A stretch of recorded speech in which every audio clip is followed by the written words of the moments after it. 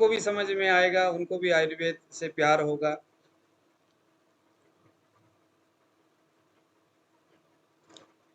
सभी के जो पल्स है, जो नाड़ी है, वहां आप लोग देखिए, अपना देखिए, दूसरों का देखिए।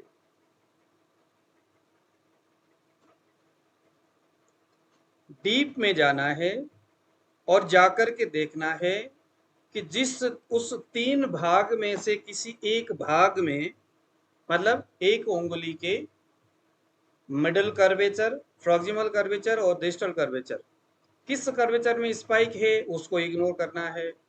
कहाँ नहीं है वहां ध्यान से देखना है। जहां पर थोड़ा सा कमजोर सा, बड़े ही मुश्किल से समझ में आने वाला, पकड़ में आने वाला स्पाइक अगर दिखे तो उस अर्गन में प्रॉब्लम है और उसका कारण वही है।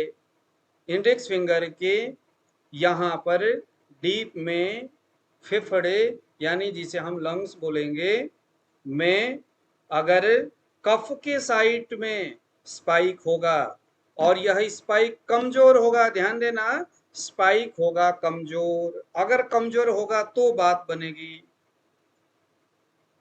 तो उसको ना बहुत सावधानी से, बहुत ही ध्यान से, प्यार से उसको देखना है। शांत चित्त होकर के, मन को एकाग्र करके।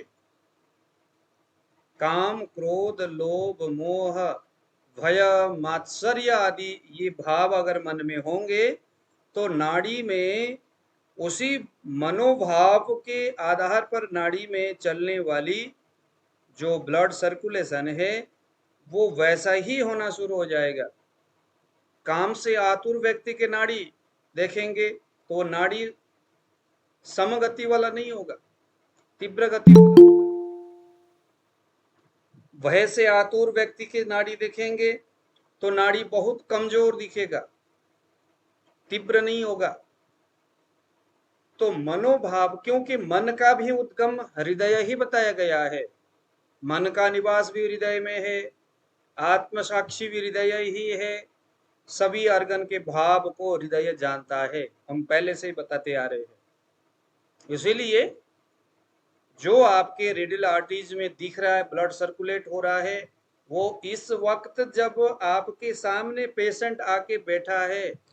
आपको मैं एक चीज बताता हूं और इसके ऊपर आपने कभी गौर किया है नहीं किया है।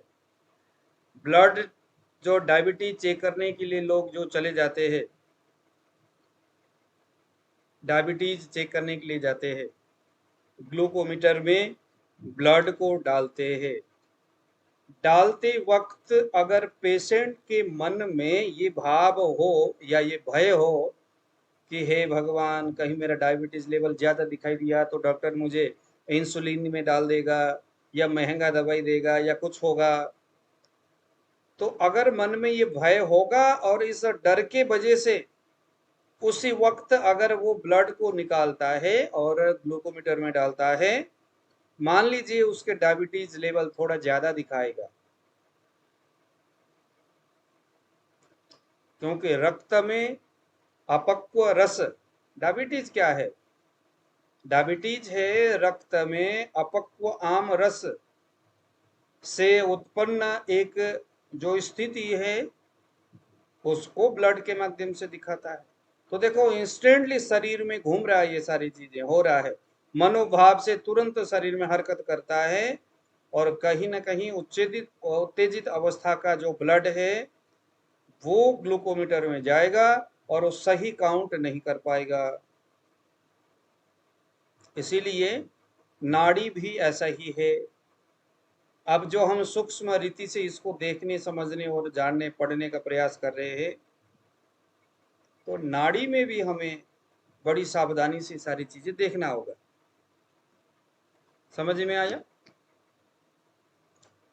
ऐसा गुण वाला कमजोर स्पाइक अगर आपको प्रॉक्सिमल कर्वेचर पर दिखता है, वहां आपके इंडेक्स फिंगर के डीप में जाकर के जब देखते हो तो यहाँ पल्मोनरी एडिमा होगा। पल्मोनरी एडिमा एक प्रकार का हमारे लंग्स से रिलेटेड एक भयानक व्याधि है, गंभीर रोग माना जाता है पल्मोनरी एडिमा को, जहां सांस लेने में तकलीफ होती है। हमारे जो श्वास प्रश्वास उस नलिका में या हमारे लंग्स के बाहर या अंदर के किसी परत में स्वेलिंग हो सकता है, और आम रस के वजह से वहां स्पर्श होने से जलन दाह भी हो सकता है। तो ऐसे कंडीशन में जब बर्निंग सेंसेशन भी हो, स्वेलिंग भी हो उस जगह में, तो इन्हें तो हम कहते हैं क्रोनिक ब्रोंकाइटिस, जहां पेशेंट का पोषण का शरीर भी जो है, इसमें मरीज को जो है ना पोषण शक्ति उस ब्रोंकाइटिस में प्रॉपर तरीके से नहीं हो पाता। शरीर का समग्र जो पोषण है वह नष्ट हो जाता है, प्रोटीन खत्म हो जाती है, आम में परिवर्तित हो जाता है। यहाँ सीजनल एलर्जी भी हो सकता है अगर कफ स्पाइक होगा तो। ऊपरी श्वसन तंत्र, कल हमने शायद पढ़े थे इसको, ब्रोंकाइटिस, एस्थमा और लंग्स के आवरण में स्वेलिंग, ये सारे कफ की स्थिति है। और मैंने कल आपको बताया था कि इनमें से कोई भी हो या कुछ भी व्याधि हो, नाम वाला किसी भी नाम वाला व्याधि हो, आपको पक्का हो गया नाड़ी में जो आपने देखा, आप कॉन्फिडेंटली आप इस चीज को देख रहे हो, और पहले से ही दोष, शब्दोष, धातु, इन सभी से होते हुए आप यहाँ तक पहुंचे हो, और आप में कॉन्फिडेंट जग रहा है, सारी चीजों से विश्वास के साथ आप देख रहे हो कि इसके यहाँ डीप में प्रॉक्सिमल कर्वेचर पर स्पाइक हो रहा है।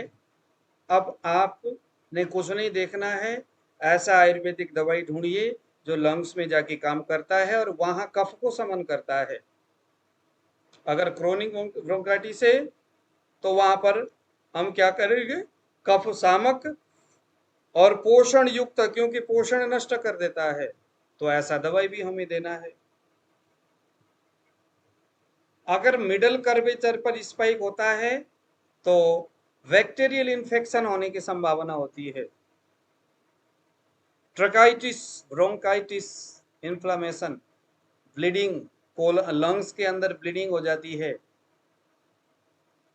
कभी कभी पित्त के आवरण से अगर वायु वहां भर जाता है, कारण पित्त ही होता है, ऐसे कंडीशन में हमारी जो फेफड़े है उसके अंदर एकदम हवा भर जाता है, इतना बड़ा फुटबॉल जैसा दिखता है वो, फिर तो उन्हें हम एल्वोलिटिस बोलते हैं। तो इसका भी इलाज का वही है हिसाब किताब कि यहाँ पर शरीर में हमारे जो फेफड़ा है, फुफ्फुस है, उसमें पित्त सामक चिकित्सा होना चाहिए। बस आपके सामने ऐसा दवाई ढूंढिए जो कि पित्त के उस उष्ण, तीक्ष्ण, द्रव, ऐसे गुण वाले पित्त को, उसके विपरीत द्रव्य आपने ढूंढना है। उष्ण के विपरीत शीत है ना, द्रव के विपरीत क्या हो सकता है, तो वो सारी चीजें आपने ढूंढना है अपने दिमाग लगा करके। गुरुजी जैसे क्या उदाहरण भी देते जाइए ना, थोड़ा समझ में आएगा। जैसे उदाहरण में अगर कहूंगा, यहाँ पर आप देख लो, जैसे अब्रक भस्म है, अब्रक भस्म है। अब इसके गुण धर्म आप लोग नोट करिए जरा, आप लोगों का काम है। ये जैसे कंटकारी है, स्टमक, इसमें आपका लंग्स में काम करता है कंटकारी। जैसे तुलसी है, ये लंग्स में काम करता है। जैसे यष्टि मधु है, ये लंग्स में काम करता है। एक का नाम है पिपली, बट छोटी पिपली जो होता है वो हमारे हमारा जो अग्निधारा कला है उसमें काम करता है पोषण के लिए। लंग्स में काम करता है बड़ी पीपली। अब आप लोगों ने क्या करना है, देखो यही तो बात है ना कि मेरा काम आपको आयुर्वेदिक दवाई के नाम नहीं बताना है, हमने किसी की चिकित्सा भी नहीं बताना है। न तो चरक संहिता आप अगर ध्यान से पढ़ते हो तो वह जस्ट सूत्र देता है, क्योंकि अगर हम दवाई के नाम बताएंगे तो फिर क्या होगा कि अमुक दवाई अमुक रोग में काम करता है, बस इतना तक आप तक मैसेज जाएगा।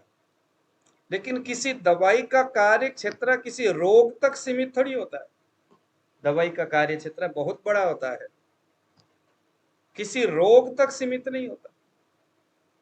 तो अगर हम सूत्रात्मक शैली से पढ़ेंगे, अब आपने क्या करना है, आपने यष्टि मधु ले लो, काम करता है ना लंग्स में भी, लेकिन क्या अकेले लंग्स में काम करता है? नहीं, अन्य भी बहुत सारी स्थिति में काम करता है। डिपेंड करता है उसका खुद का गुण धर्म कैसा है, वो वायु के किन गुणों को काट रहा है, पित्त के किन गुणों, क्योंकि दोष अपने हेतुओं से बढ़ते हैं और विपरीत हेतुओं से समन होता है, बस इससे ज्यादा और कुछ नहीं है।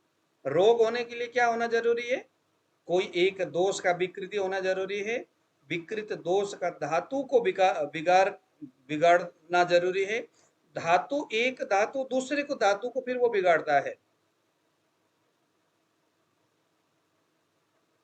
तो दोष बिगड़ा है, विकृत अवस्था में गया है, मैं हमेशा से यही बोलता आ रहा हूं कि वो किन्हीं कारणों से बिगड़ा है, वो कारण को ढूंढना है और उस कारण के गुण को ढूंढना है।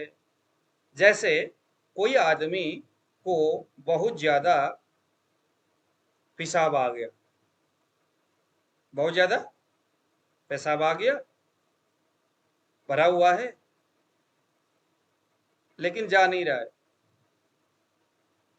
अतिमूत्र प्रवृत्ति हो रही है लेकिन नहीं जा रहा है, और ऊपर से पानी पी लिया या ककड़ी खाया या ऐसा कोई द्रव चीज खा रहा है, वो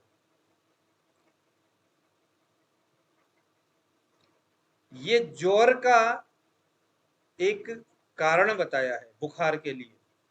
इससे मूत्र व स्रोतस और हमारे जो स्वेद व स्रोतस उसमें विकृति होती है।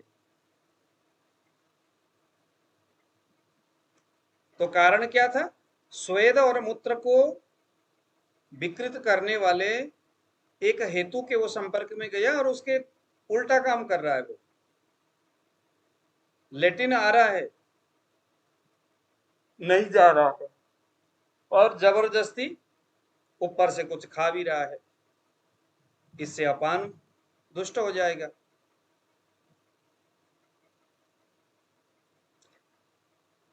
समाज और हमारे यहाँ पर एलोपैथिक का वर्चस्व थोड़ा ज्यादा है, लेकिन बाद में आयुर्वेद ही उनको समझाता है। मैं आपको एक चीज बताता हूँ, जो लोग जिम में जाते हैं और वो भी केले खा के जिम में जा रहे हैं, क्या होगा उनका, शरीर तो बनेगा, डोले शोले बनेंगे, दिखाएंगे उस वक्त। नहीं। तो ये एक कुछ भी खा करके एक्सरसाइज नहीं करना है। एक्सरसाइज जो भी आप करो, एक्सरसाइज का रूप अलग हो सकता है, तकनीक अलग अलग हो सकते हैं, करने के तरीका अलग हो सकता है, लेकिन वो सभी व्यायाम में आते, किस में आते, वो सभी व्यायाम में आते हैं। जैसे आहार में, चाहे आप पानी पियो, चाहे रोटी खाओ, खाद इतर, चाहे रोटी खाओ पानी पियो या आप चाय पियो चाहे कुछ भी खाओ, वो सभी आहार के भेद है। पानी को भी आहार ही मानेंगे, समझ में आया। भोजन करने के बाद, देखो भोजन करने के बाद लोग चाय पीते हैं, पंजाब में तो बहुत ज्यादा। तो आहार के ऊपर आहार है, इससे क्या होगा, इससे अग्नि मंद हो जाएगा। अध्यसन ये सारी चीजें होंगे। मंदाग्नि होने के ये हेतु है। तो वो सारे आहार ही है, चाहे आप पानी पियो, चाहे चाय पियो, चाहे आप ककड़ी खाओ, चाहे आप कुछ भी खाओ, वो 15-20 मिनट के अंदर में वो सभी आहार ही है। और एक बार आहार होने के बाद दोबारा कम से कम 1 घंटे तक, नहीं तो आधा घंटे तक हमें कुछ नहीं खाना पीना है। ये नियम आपको लागू करना पड़ेगा, पहली बात। तो अब वो जो जिम की बात हो रहा था, जिम करने वाले डोले देखने के लिए लोग आएंगे, सोशल साइड में एडवर्टाइजमेंट होगा, बहुत सारी चीजें, क्या बात है, उसने ट्रॉफी भी ले लिया, जीत लिया।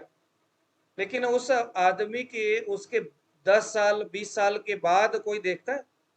कोई मीडिया ने दिखाया कि भाई आज से 10 साल पहले मैंने वाह वाह करके इसका वीडियो दिखाया था, और उसके 10 साल के बाद का नतीजा उसका क्या है? वो कहीं कोने में रो रहा होगा, पड़ा पड़ा दुखी हो रहा होगा। उसके व्याधि से उसको तड़पना पड़ेगा, क्योंकि उसने गलत तरीका से काम किया है। तो आप चाहे कुछ भी करो, लेकिन आयुर्वेदिक जो प्रोसेस है, जो तरीका है जीवन जीने का, आहार विहार का, उससे हट के आप कुछ कर नहीं सकते। ओके, तो वो एक व्याधि का हिसाब किताब हो जाता है। तो पित्त में ट्रिकाइटिस है, ब्रोंकाइटिस है, इन्फ्लेमेशन है, ये सारी चीजें हमने पित्त के लिए देखा। अब दवाई सभी में, गुरुजी, फेफड़ा में पानी कैसे कब भर जाता है? फेफड़े में पानी भर जाता है जब, अगर ये देखो यहाँ पर फेफड़े में पानी हो जाना, पित्त में द्रव गुण है, द्रव गुण बहुत ज्यादा बढ़ने की वजह से फेफड़े में पानी भर जाता है। जैसे फैटी लीवर क्यों होता है? पित्त प्रकृति वाले, मान लो पित्त प्रकृति है, शरीर में दाह हो रहा है, जलन हो रहा है, बहुत कुछ हो रहा है, लेकिन लीवर में फैटी लीवर है, यानी लीवर का साइज बढ़ गया। तो साइज बढ़ने का मतलब कफ की वजह से भी बढ़ता है, पित्त की वजह से भी बढ़ता है। कफ तो है ही साइज को बढ़ाने के लिए, लेकिन पित्त में भी तो जल महाभूत है। तो जैसे क्या है, पित्त का निवास स्थान है रक्त, रक्त बनता है लीवर में, लीवर के अंदर पूरा रक्त है, उस रक्त के अंदर परमाणु रूप से पित्त है, और कार्य रूप भी उसका, क्योंकि धातु परमाणु रूपा होता है और दोष कार्य रूपा वाले होते हैं। किसी धातु के संयोग से लीवर का निर्माण हुआ है और वहां पर पित्त है, इसका मतलब कार्य रूपा और परमाणु रूपा दोनों ही उस रक्त में हो रहा है। रक्त स्वयं से एक धातु है। अगर पित्त की वृद्धि होगी तो रक्त में, क्योंकि रक्त पित्त का स्वयं का निवास स्थान है, हमने पढ़े थे ना पहले, रक्त, रस, ये सभी, लसिका, ये सभी पित्त का, और स्वेद, ये सभी पित्त का निवास स्थान है। पित्त बढ़ता है तो इन जगहों में चेंज दिखना शुरू हो जाता है, यहाँ विकृति दिखनी शुरू हो जाती है।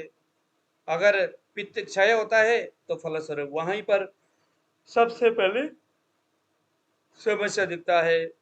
तो लीवर के अंदर रक्त में पित्त की वृद्धि हुई तो पित्त में द्रव गुण बढ़ रहा है। अगर द्रव गुण वाला पित्त वृद्धि हो रही है तो धीरे धीरे धीरे धीरे उस रक्त में से स्वेद, स्वेद प्रवृत्ति होगा, क्योंकि पसीने में भी पित्त है।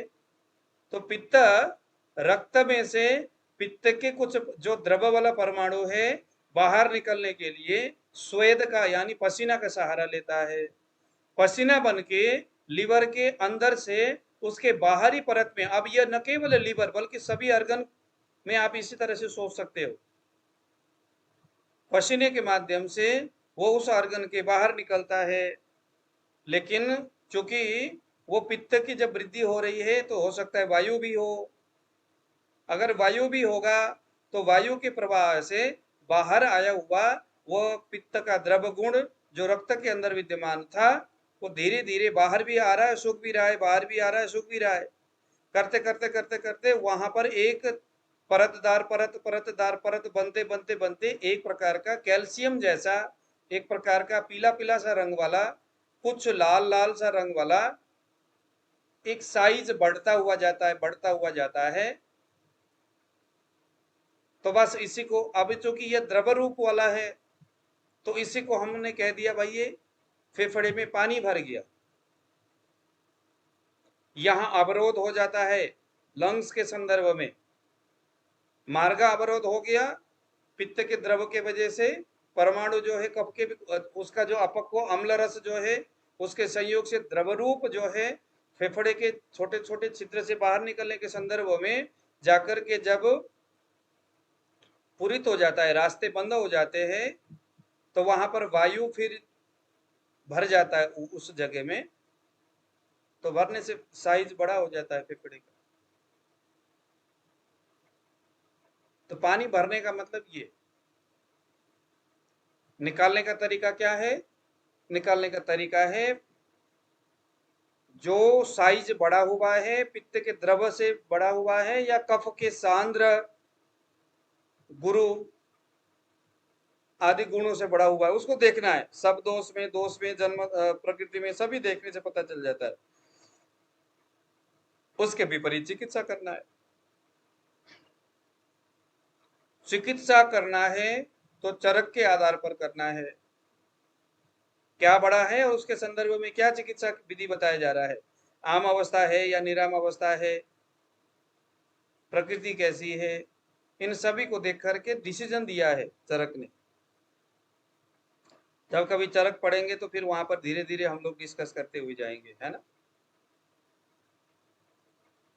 अगर वायु होगा तो फेफड़े सूख जाएगा, रेस्पिरेटरी एलर्जी होना शुरू हो जाएगा, घर घर घर घर करके आवाज आता है, जोर जोर से सांस लेने की कंडीशन हो जाती है उसके सामने।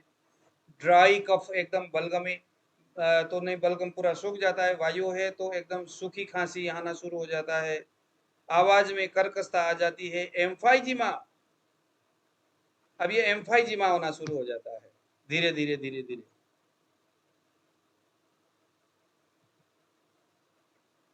एम्फाइजिमा यानी वही बस हवा भर जाना लंग्स के अंदर। एल्वोलिटिस ये पित्त प्राधान्य फेफड़े के अंदर हवा भरना है, पित्त के कारण से अगर वात अवरुद्ध हो जाता है और उससे हवा भरता है तो ये एल्वोलिटिस है, अकेले वायु की वजह से अगर हवा भर जाता है तो ये एम्फाइजिमा है।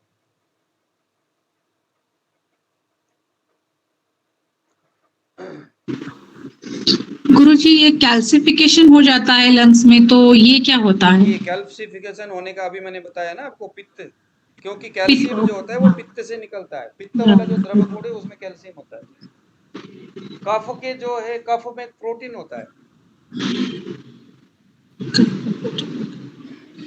अब हम कहां पर आ गए?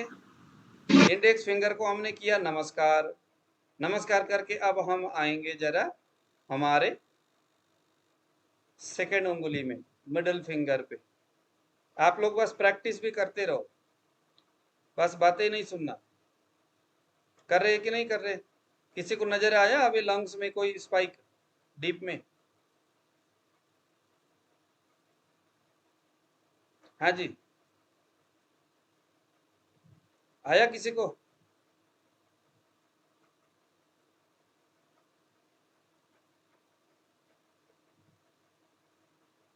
कोई बोल ही नहीं रहे है सभी, लेकिन बोल नहीं रहे कोई भी।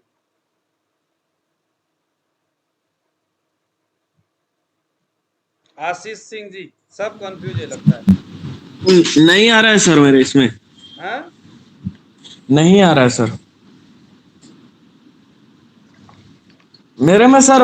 वात वात में ना मिडल कर्वेचर में ही एकदम हल्का स्पाइक मार रहा है। अच्छा, वात में मतलब तर्जनी उंगली में। धातु लेवल में? हम्म। धातु में या ऑर्गन में? ऑर्गन की बात कर रहे हो? ऑर्गन में सर। हाँ, तो किस जगह में, प्रॉक्सिमल, मिडल या डिस्टल? मिडल में सर, एकदम हल्का सा स्पाइक मार रहा है, कभी रुक जा रहा है कभी मार रहा है। उसका मतलब क्या हो सकता है?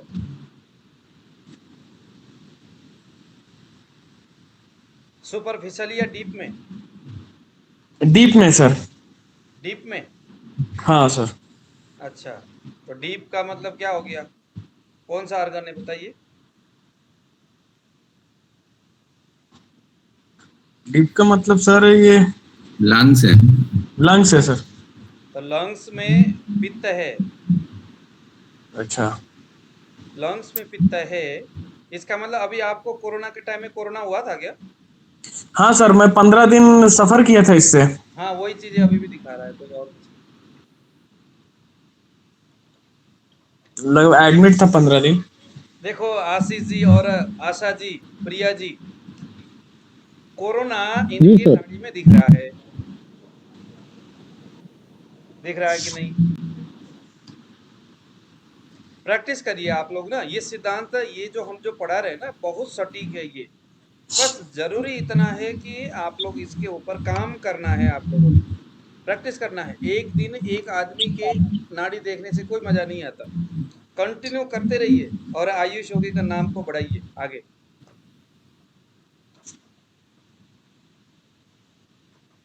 मेरा मन आप लोगों को चरक पढ़ाने का बन रहा है अब। आशा जी क्या कहते हो? पढ़ाइए गुरुजी। बहुत अच्छा रहेगा। चरक, बहुत अच्छा रहेगा। मैं तो देखो चरक पढ़ाने के लिए एक डॉक्टर भी आप नहीं आ रहा है, क्या बोला जाए। जैसे ही आपने उंगली रखा उसी वक्त अचानक आपको जो स्पाइक दिखा, उस वक्त किसी जगह में दिखा उसको इग्नोर करना है, और किसी जगह में नहीं दिखा उसको नोट करना है। अचानक क्या कह सकते हैं हम इसको? सडनली। सडनली। सडन। सडनली वो चीज आपको नहीं दिखा, उसको नोट करना है। अब जो नहीं दिखा उस जगह में ध्यान से देखना है। जिस पॉइंट में नहीं दिखा वहां ध्यान से अपना ध्यान लगाना है कि यहाँ कहीं पतला सा मरा मरा सा स्पाइक है कि नहीं। उस वक्त ये ध्यान देना हर आर्गन में कि बहुत ज्यादा दबाने का या बहुत थोड़ा सा लूज करने का प्रयास नहीं करना। जिस जगह में बताया गया है उस जगह से हटना नहीं है, और निरंतर आपको उस जगह को सही चुनाव करना आना चाहिए। सुपरफिशियली सब दोष जहां हम देखते हैं, जस्ट वही जगह से हमने आर्गन के सुपरफिशियल वाला आर्गन देखना है, और जहां से हम धातु देखते हैं उसी जगह में हमने डीप वाला आर्गन देखना है। लेके जाना अकेला एक उंगली है, एक उंगली लेके चले गए जहां सडनली स्पाइक हो रहा है उसको इग्नोर करना है, जहां नहीं हो रहा है उसके बाद ध्यान से उस पॉइंट में अपना ध्यान रखना है। अगर आपको कहीं भी स्पाइक दिखे उस पॉइंट में जहां सडनली देखने से नजर नहीं आ रहा था, इसका मतलब उसको नोट करना है। नोट करने के बाद फिर आपने, अब ऐसा नहीं कि डायरेक्टली बोलना भी नहीं है, डायरेक्टली नहीं बोलना। नाड़ी परीक्षण ये एस्ट्रोलॉजी जैसा ही है, नाड़ी परीक्षण भी वैसा ही सिद्धांत है कि हम अनुमान से, प्रत्यक्ष और अनुमान, प्रत्यक्ष यानी देख करके और अनुमानम च, अनुमान करके हमने फिर अपनी बात। देखो जो डॉक्टर होते हैं ना, विशेष करके आयुर्वेदिक, बड़े गंभीर होना चाहिए। गंभीर मतलब रोगी के प्रसंग में, कि हमें, क्योंकि हम जो बोलेंगे उसके मन में उसका अच्छा या बुरा प्रतिक्रिया होगा, इसीलिए हम जो बोलेंगे उसका प्रभाव होगा उसके अंदर। इसीलिए बोलने से पहले बहुत कुछ सोचना है, जो आपको दिखे हुए चीजें उसमें दिख रहा है या नहीं। जैसे हमने कहा कि अगर अगर उसके लंग्स में अगर वायु होगा तो रेस्पिरेटरी एलर्जी हो सकता है। तो एलर्जी, रेस्पिरेटरी एलर्जी होने का मतलब क्या हो सकता है? जिन्हें हम दमा रोग कहते हैं, उनको सांस, उनको बोलना है आपने कि आपको सांस दमा घुटता है, मतलब दम घुटता है कि नहीं, सांस प्रश्वास आपका कैसा है, उसके जीभ देखना है, उसके छाती में हाथ रख करके देखना है, सारी चीजें आपने करना है। उसके प्राण वायु को चेक करना है, उदान वायु को चेक करना है,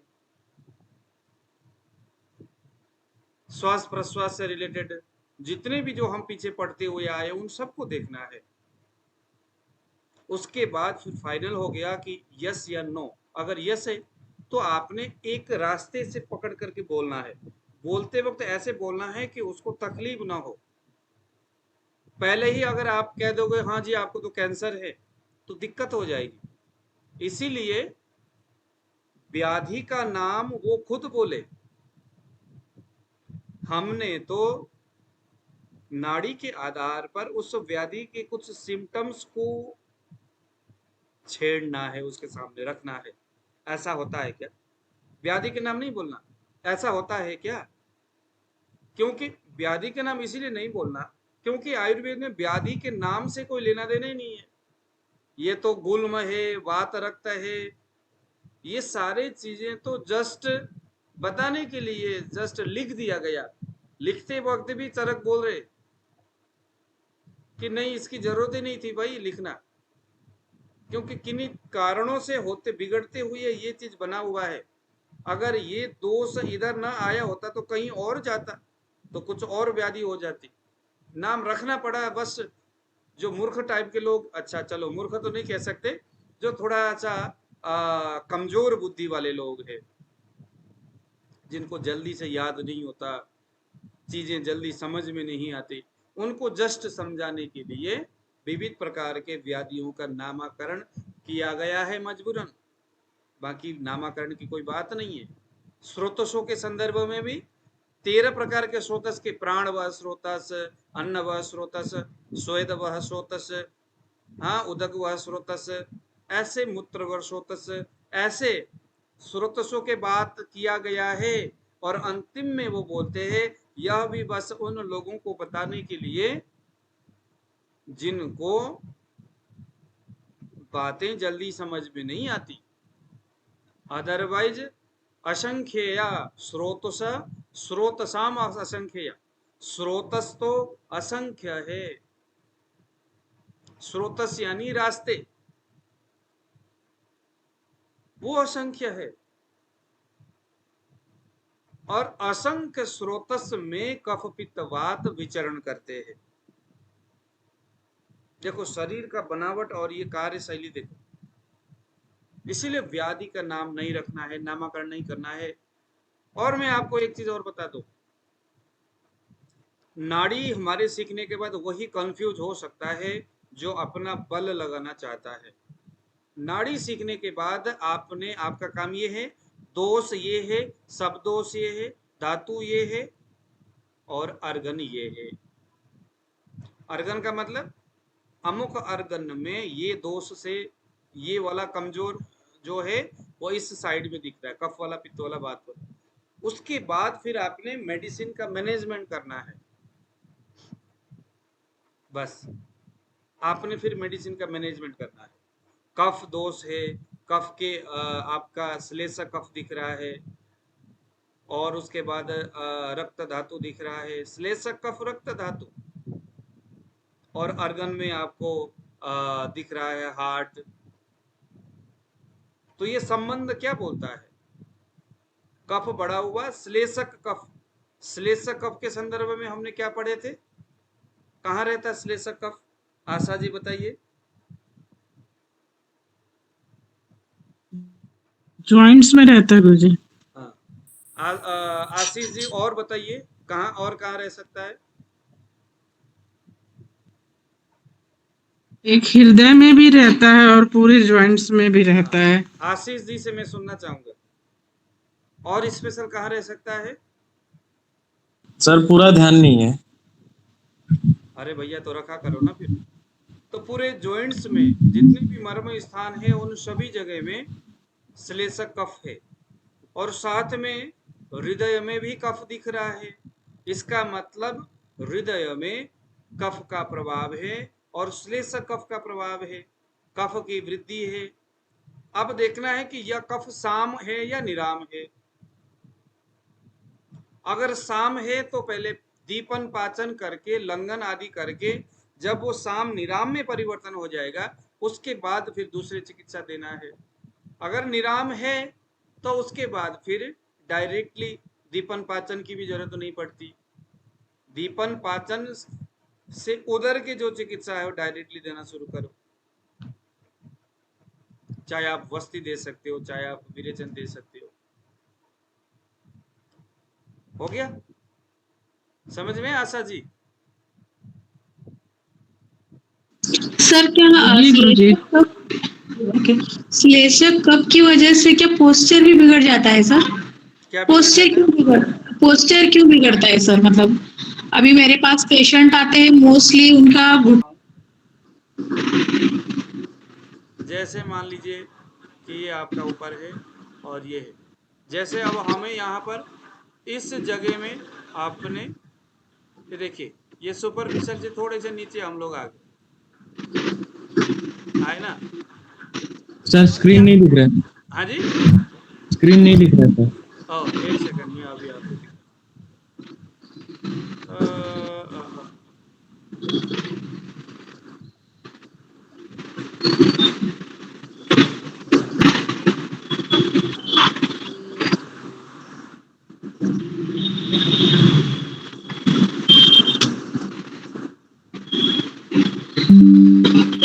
अब दिख रहा है?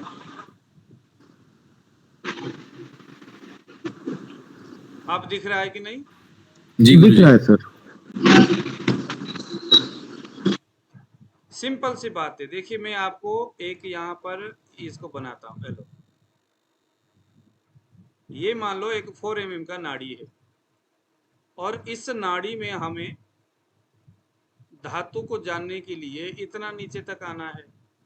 इसको जानने के लिए, सुपरफिशियली जानने के लिए देखिए कितना ऊपर, कितना नीचे आना है ऊपर से।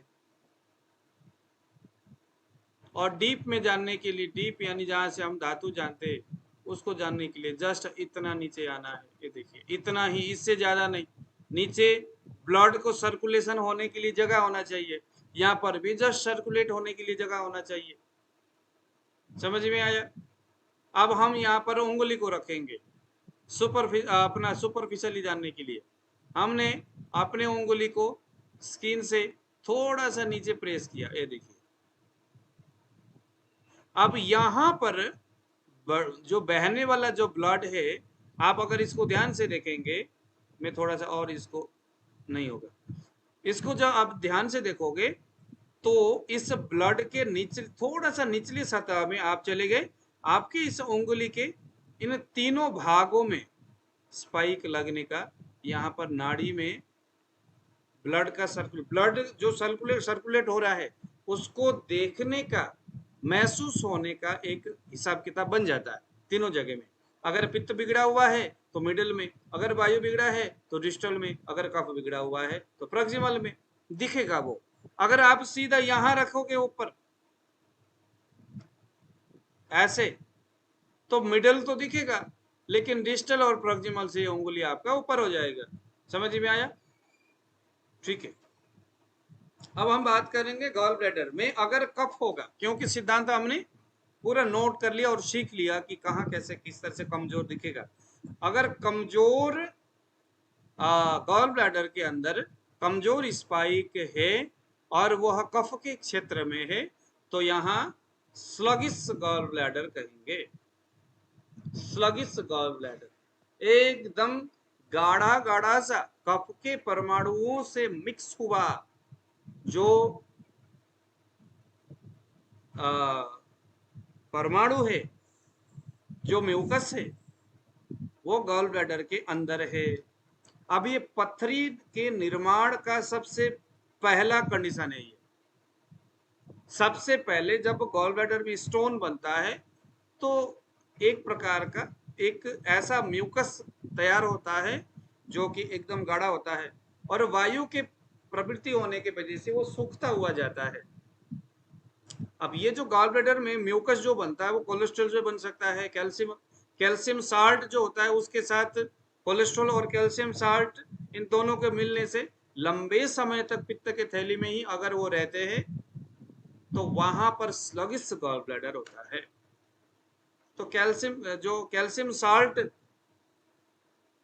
और कोलेस्ट्रॉल जो है वो कफ का भतीजा है, और कैल्शियम साल्ट क्या है? ये अम्ल यानी पित्त का अपक्व आमरस है। कैल्शियम साल्ट जो बोल दिया वह भी अपक्वा रस है पित्त का। कैल्शियम का स्वाद जो होता है वह अम्ल रस वाला होता है। तो कैल्शियम साल्ट बोल दिया, साल्ट का मतलब है नमक, पहले हम पढ़ते आए हैं ना। अब विदग्ध चाम्ल में वचा, अगर विदग्ध अवस्था में पित्त होगा तो अम्ल रस का होगा, तो वो अम्ल रस जो है वो नमक के स्वरूप में होगा। और अगर कफ विदग्ध अवस्था में होगा तो नमकीन होगा। तो ये भी एक प्रकार से प्रोटीन, अपक्व प्रोटीन का एक स्थिति है। तो कोलेस्ट्रॉल जो कफ कोलेस्ट्रॉल बनेगा। अब वो जो अपक्व आम रस है जो कफ का भतीजा था, वह पाक क्रिया से ऋतु परिवर्तन होने के बाद लंबे समय से बैठे बैठे वो आम ही जहर के रूप में परिवर्तन हो जाता है, जिन्हें हम विष बोलते हैं। शरीर विष, उन्हें हम कोलेस्ट्रॉल बोलते हैं, उन्हें हम ट्राइग्लिसराइड बोलते हैं। तो कोलेस्ट्रॉल, यह दोनों मिलकर के स्लगिश गॉल ब्लैडर का निर्माण करेगा। उसके बाद धीरे धीरे समय बीतता गया तो पित्त के अंदर पथरी करेगा। बिगड़ते हालत में ऑब्स्ट्रक्टिव जंडिस होगा, जंडिस की कंडीशन आ जाएगी। ये गॉल ब्लैडर में अगर कफ होगा तो होगा। इन सभी का इलाज कफ शामक इलाज है। हेतु को ढूंढना है, उसको रोकने का प्रयास करना है, उसके विपरीत आहार विहार होना है और दवाई के रूप में कफ शामक चिकित्सा देना है। पित्त, अगर यहां आपको मिडिल कर्वेचर पर स्पाइक हो रहा है तो कोलसिस्टाइटिस, पित्त के अंदर स्वेलिंग होगा, वायल का बहुत ज्यादा सिक्रीशन हो जाना, पित्त जो है बहुत ज्यादा बढ़ जाना, एसिड इंडिकेशन हो जाना, है ना, पेप्टिक अल्सर हो जाना, कभी कभी नोजिया हो जाना, वोमिटिंग टेंडेंसी हो जाना। ये सभी क्या है, गॉल ब्लैडर के अंदर पित्त के प्रभाव का परिणाम है।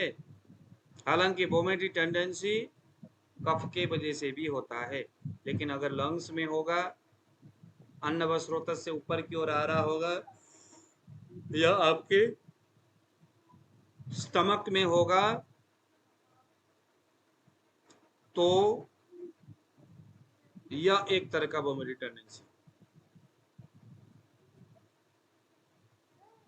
अगर वही गॉल ब्लैडर में वायु का प्रभाव होगा तो वायु अपने रुक्ष गुणों से पित्त रस को सुखा देगा, पित्त के थैली को।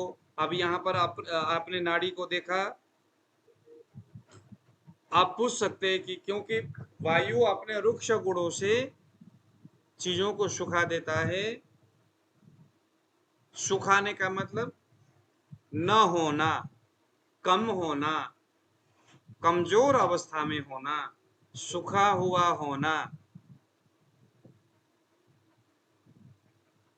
और काम करने में असमर्थ अवस्था में होना, संघर्ष करते हुए अर्गन, ये सभी वायु के ही वजह से होते। तो अगर आपको आपके यहाँ सुपरफिशियली नाड़ी में डिस्टल कर्वेचर पर कमजोर स्पाइक दिखने का मतलब है उस व्यक्ति के गॉल ब्लैडर या तो ऑपरेशन करके निकाल दिया गया, या तो वो सूख गया, या तो वहां पर जो पित्त रस जो है, जो द्रव गुण वाला जो पित्त है ना, जो अम्ल रस वाला जो है पाचक द्रव्य, पित्त का जो पाचक द्रव्य है या जो पित्त रस है वो नष्ट हो गया, वो सूख रहा है, कमजोर हो रहा है, उसके मात्रा कम है, ऐसा हम कह सकते हैं।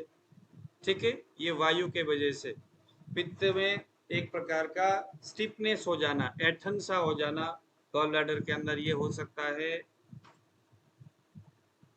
विकृत अवस्था में गॉल ब्लैडर का आ जाना, ऐसा भी हो सकता है वायु के वजह से। इनमें से आपको कोई भी ऐसा चीज दिखता है तो बहुत सारे दवाई है, उनमें से अदरक बोलते, एक अदरक, सौंठ, ये गॉल ब्लैडर में बेहतर काम करता है। पिपली, अब यहाँ छोटी पिपली लेना है। काली मरीच हो गया, ये भी गॉल ब्लैडर में काम करता है। पित्त के थैली के पथरी को निकालने की मैं आपको एक बताता हूँ, लेकिन ये वही है कि कैल्सिफिकेशन की वजह से अगर बना हुआ है, अगर इस गॉल ब्लैडर के अंदर 5 mm से नीचे का स्टोन है और अगर उसका ब्लड प्रेशर मेंटेन में है, अगर शरीर उसका ठीक ठाक है, किसी प्रकार का कोई दूसरा व्याधि नहीं है, अकेला स्टोन है, तो आपने क्या करना है, काली मिर्च का पाउडर, पिपली का पाउडर, तुलसी का पत्ता, अदरक का रस, एलोवेरा का जूस और एक आता है, ये सारी चीजें मिलाना है आपने, और मिला करके यहाँ पर एप्सम सॉल्ट बोलते हैं, एक एप्सम सॉल्ट नाम का एक नमक जैसा एक आता है, उसको थोड़ा सा इसमें मिलाना है रोगी के हिसाब से। एप्सम सॉल्ट जो होता है, ज्यादा अगर आप लोगे तो उससे लूज मोशन होता है। ध्यान देना, जो गॉल ब्लैडर है वो मल द्वार के माध्यम से बाहर निकलेगा। कुछ लोग क्या करते हैं कि मूत्रल द्रव्य गॉल ब्लैडर के लिए दे देते, जो किडनी में देने वाला दवाई वो भी पित्त के थैली में दे देते, ऐसा करते हैं ना कुछ लोग। तो ये ऐसा इसीलिए होता है क्योंकि उनको रूट का पता नहीं होता कि गॉल ब्लैडर जो है कहाँ पर है, और वहां से कोई चीज निकलेगा तो किस तरह से निकलेगा और वो किस रास्ते से बाहर जाता है, उस स्रोतस के बारे में मालूम होना चाहिए।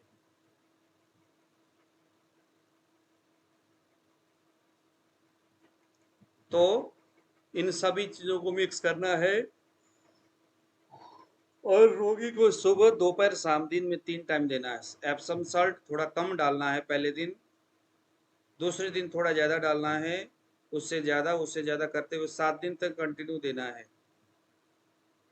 पहले दीपन पाचन, स्नेहन स्वेदन, वमन करा देना अगर हो सके तो बहुत अच्छा रहेगा। ऊपर के दोष ऊपर से निकल जाएगा। अगर दीपन पाचन करने की कंडीशन में होगा तो अब की बात है।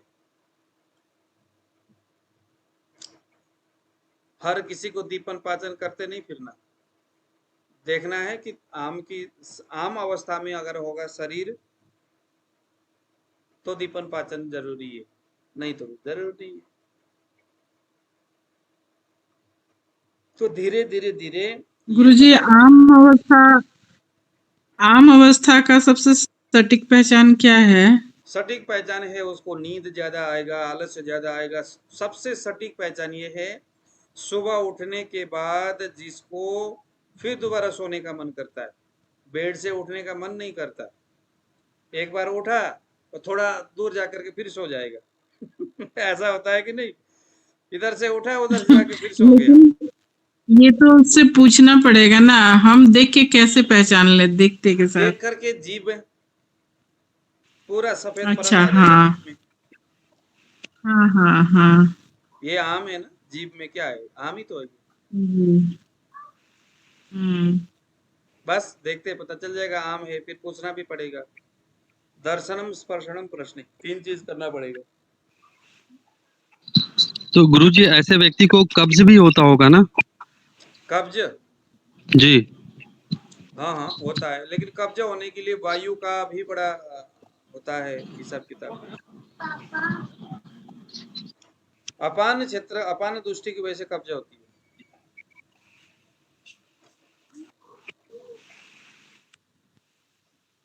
ठीक है, तो आज हम लोगों ने गॉल ब्लैडर भी पढ़ लिया, कल हम पढ़ेंगे लीवर के बारे में और आगे जाएंगे। ठीक है।